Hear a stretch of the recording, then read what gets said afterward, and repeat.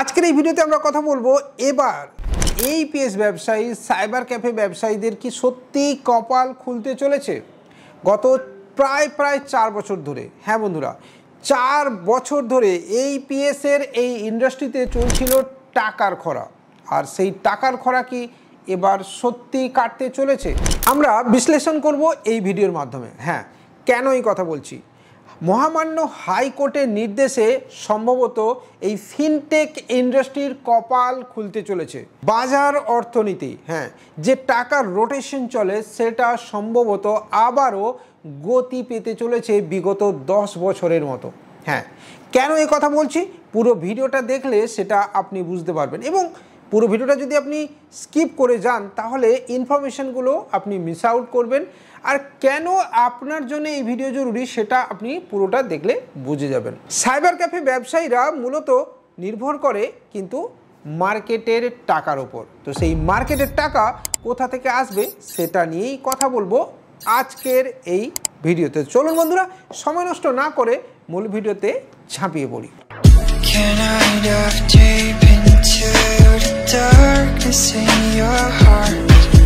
MGNREGA NREGA 100 দিনের প্রকল্প, সাধারণ মানুষের প্রকল্প, গরিব মানুষদের প্রকল্প, যেভাবেই আপনি রাখুন না কেন, এই প্রকল্প শুরু হয়েছিল প্রান্তিক মানুষদের হাতে টাকা পৌঁছে দেওয়ার জন্যে, বাজার অর্থনীতিকে সচল করার জন্যে। হ্যাঁ বন্ধুরা, তৎকালীন কংগ্রেস সরকার কিন্তু এই প্রকল্পকে নিয়ে আসে প্রান্তিক মানুষদের কথা ভেবে।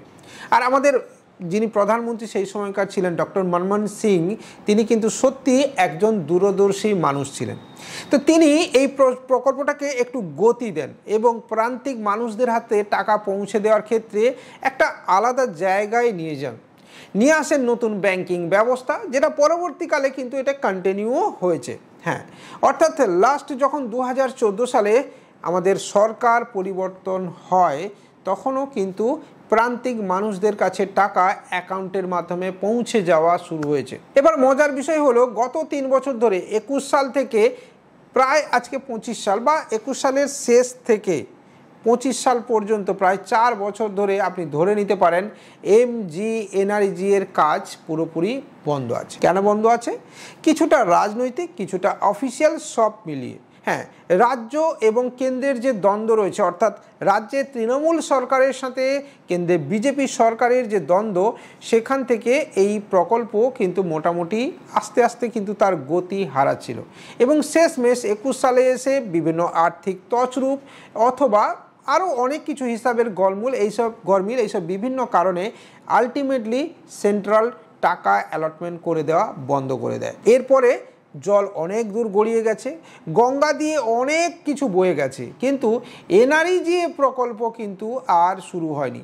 দুপক্ষই কিন্তু বিভিন্নভাবে বোঝানোর চেষ্টা করেছে যে এ বলছে ওর দোষ, ও বলছে এর দোষ। এরই মধ্যে কিন্তু একটা কোর্টে মামলা হয়, হ্যাঁ, কলকাতা হাইকোর্টে, যেখানে গত প্রায় 3 বছরেরও বেশি সময় ধরে এই কেসটি চলছিল এবং 3 বছরের কাছাকাছি সময় ধরে, যেখানে ফাইনাল রেজাল্ট এবার কিন্তু চলে এসেছে।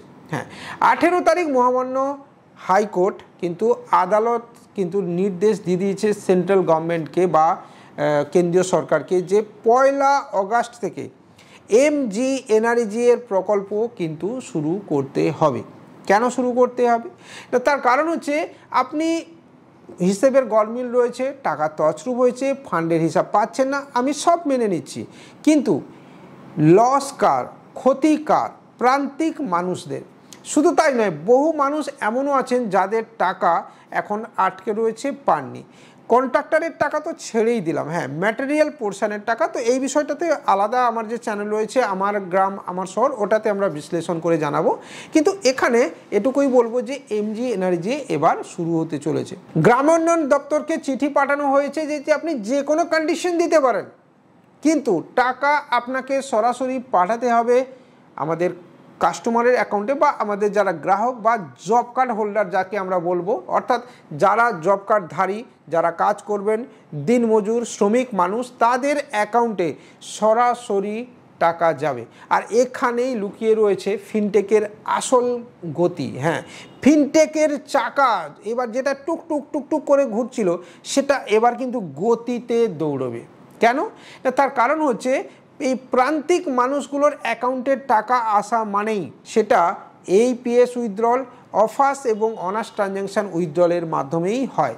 আর যদি আপনি নিজের সাইবার ক্যাফে বিজনেসকে শুরু করতে চাইছেন, যদি আপনার মনে হচ্ছে যে আজকের ডেটে দাঁড়িয়ে আপনি সাইবার ক্যাফে বিজনেস শুরু করবেন, তাহলে আপনি one of the best AEPS ID আমাদের থেকে নিতে পারেন। রিচার্জ, ডিএমটি থেকে শুরু করে বাইক ইন্স্যুরেন্স, কার ইন্স্যুরেন্স বা এনএসটিএল সিএসপি বা ফিনো সিএসপিও আপনি আমাদের থেকে নিয়ে কাজ শুরু করতে পারেন। সাথে পেয়ে যাবেন ফার্স্ট পার্টি আইআরসিটিসির সুবিধাও।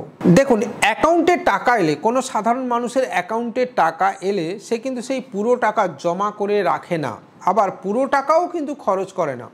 আপনি খেয়াল করে দেখবেন প্রত্যেক মাসের এইপিএস উইথড্রলটা মাসের শুরুর দিকে বেশি হয়।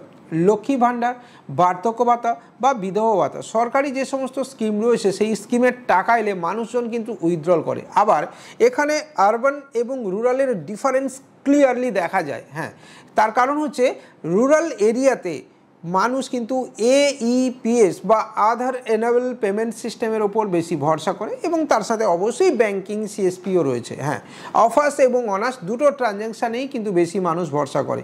ব্যাংকে গিয়ে ডে টাইমে লাইন দেওয়া বা তার কাজের দিন নষ্ট হওয়া মানে কিন্তু একটা 500 টাকা নষ্ট হয়ে যাওয়া। তাই মানুষ প্রেফার করে সন্ধেবেলা বা বিকালবেলা দিনের শেষে এইপিএস কাউন্টারে যাওয়া অথবা সিএসপি কাউন্টারে গিয়ে টাকা তোলা।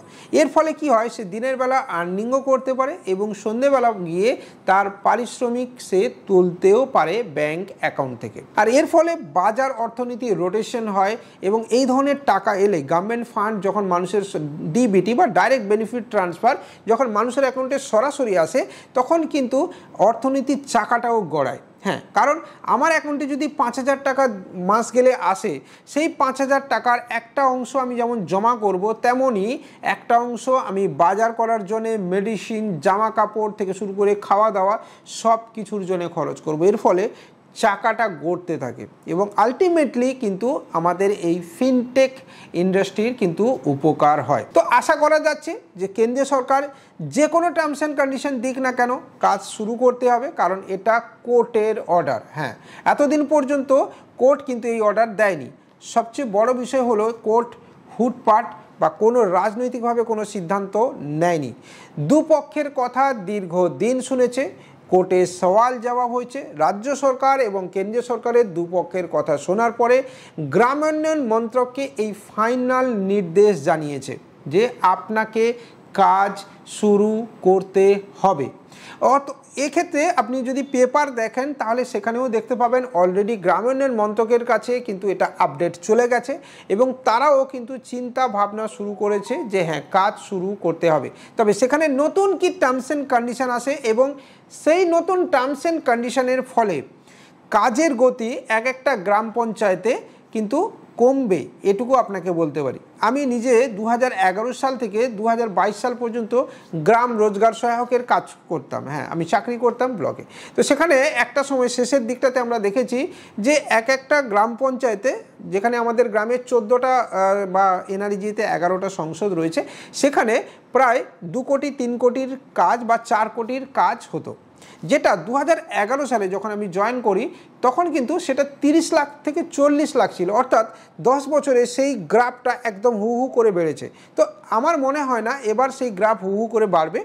কাজের ক্ষেত্রে কোয়ালিটি কাজকে গুরুত্ব দেবে এবং সেখানে অবশ্যই বাজেট একটা নির্ধারিত বা নির্দিষ্ট জায়গার মধ্যে থাকবে। হ্যাঁ, 50 লাখ 60 লাখ বা 1 কোটির কাজ তো আরামসে হতে পারে। সেখানে আবার 60% কিন্তু অবশ্যই মাটি ওরিয়েন্টেড কাজ হতে হবে, এনআরইজির রুলস এটাই বলছে। আবার 40% কিন্তু ম্যাটেরিয়াল ওরিয়েন্টেড কাজ হয়, এটাই নিয়ম। তো আশা করা যাচ্ছে যে 60% কাজ মানে 100 টাকার 60 টাকা মাটি ওরিয়েন্টেড কাজ মানে যেই টাকাটা কিন্তু সাধারণ মানুষের অ্যাকাউন্টে আসবে।